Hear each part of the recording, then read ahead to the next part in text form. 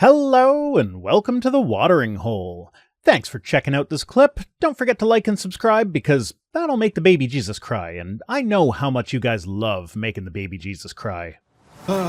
This was sent to me by Jordan, who says, Oklahoma wants to teach kids Trump's false version of the 2020 election where he was cheated out of victory. Wait, no. There's no way. This is the same guy who bought the Trump Bibles. So Ryan Walters, he announced a new education policy for the state, which includes the allegation that there were discrepancies in the 2020 election.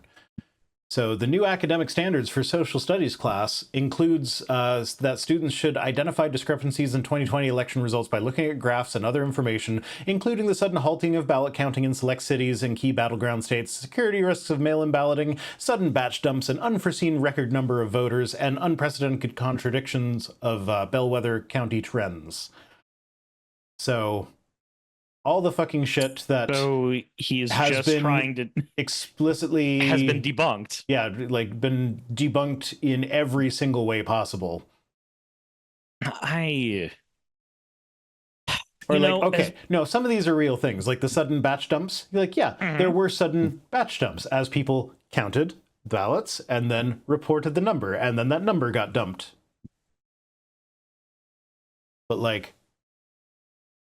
I don't know. It's just it's one of those things where, yes, there were discrepancies in the votes. There were discrepancies in the votes in every single election. The problem is you get a bunch of binary thinkers, and this is the word I've been using for them for years now. You get people who think only in binaries. They go, oh, there were discrepancies in the vote, therefore this. Like, no, that's not what that means. If I fucked up the vote count by 2 and we're dealing in numbers in the scales of millions, fucking up the count by 2 doesn't matter.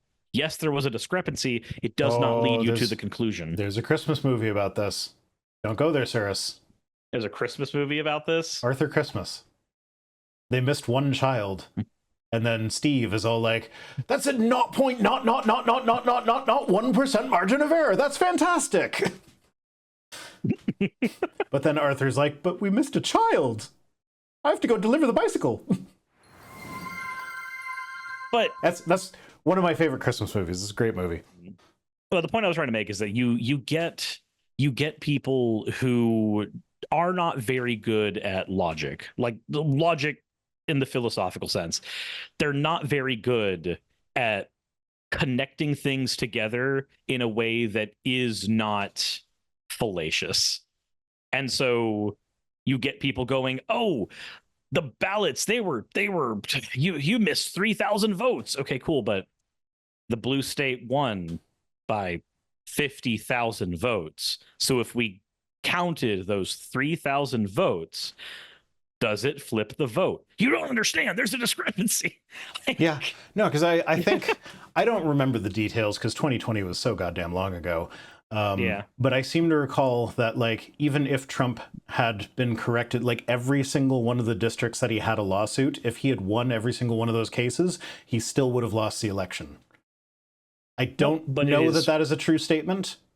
I remember something along those lines, but there were a lot, like, some of the counties where they made the biggest noise were ones that, like, even if you won that one, you still lost.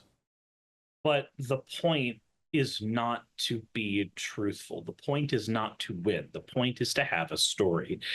And as YouTubers, we should understand this concept more than anyone else. Mm-hmm. Because, like, for instance, a random person gets taken by ICE.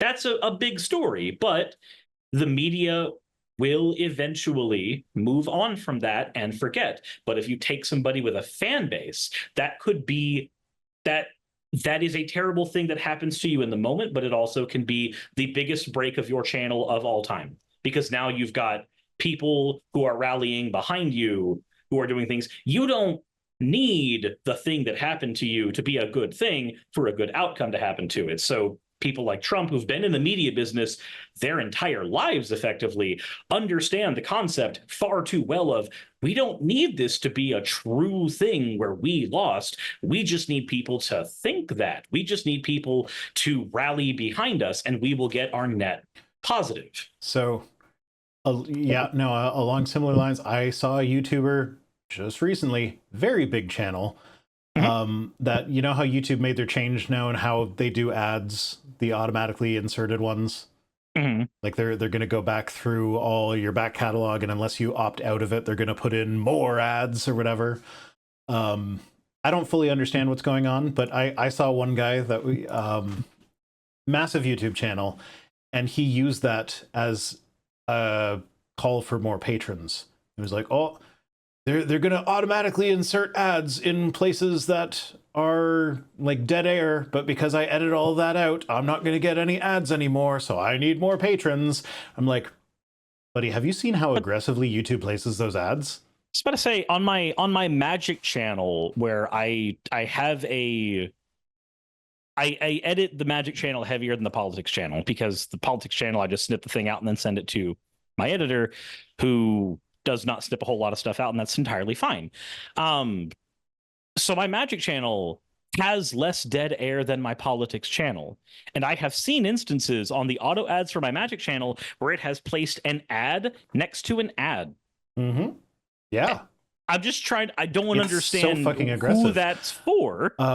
So now I'm not going to assume that this was malicious on his part. It could just be because, like, I don't fucking understand what be ignorance. I don't know what the difference is between what they're doing now and what they did before, to be perfectly honest. I don't understand. So it might just be a matter of maybe scale. He didn't understand, and so he thought it was wrong. But my point is, he used that to get more patrons, and it worked.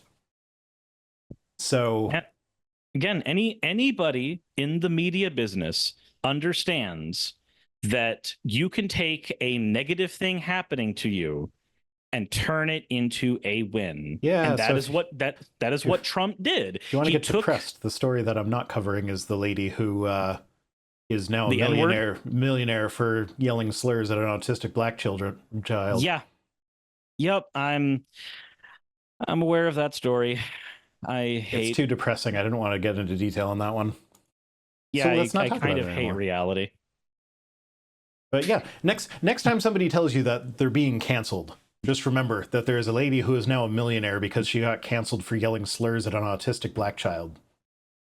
Bravo Needs Bacon says, I swear a felon is doing everything in his power to be just like the mustache guy. Yeah. That's why stuff like the Oklahoma.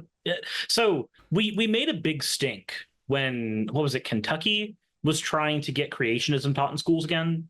And the same stink should be made about this, because this is just as bad. This is actually just as bad. It is just as revisionist history, just on something more recent. Yeah. And we have the internet now. They didn't in 1930s Germany. So hopefully that'll change something.